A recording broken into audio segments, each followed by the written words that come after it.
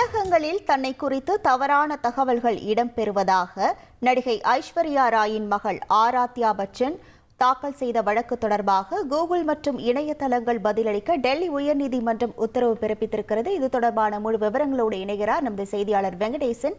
வணக்கம் வெங்கடேசன், இந்த உத்தரவு தொடர்பான முழு விவரங்கள்.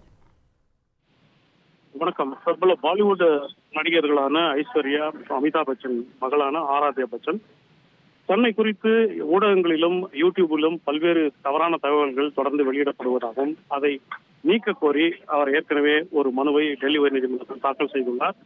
இதை விசாரித்த டெல்லி உயர்நீதிமன்றம் ஏற்கனவே யூடியூபுக்கு இது தொடர்பான அந்த தரவு, குறிப்பாக அவர் குறித்த அந்த தகவல் அடங்கிய வீடியோக்களை நீக்குமாறு உத்தரவிட்டிருந்தது.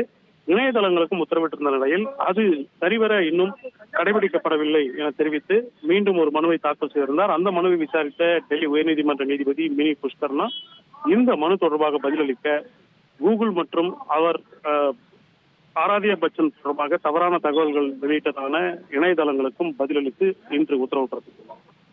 உங்கள் விவரங்களுக்கு நன்றி Venkatesan. Charles Group presents Startup Singham, co-presented by Zoho, powered by Sangeeta Gadgets. Watch every Sunday from 11:30 a.m. on Star Vijay TV and Hotstar.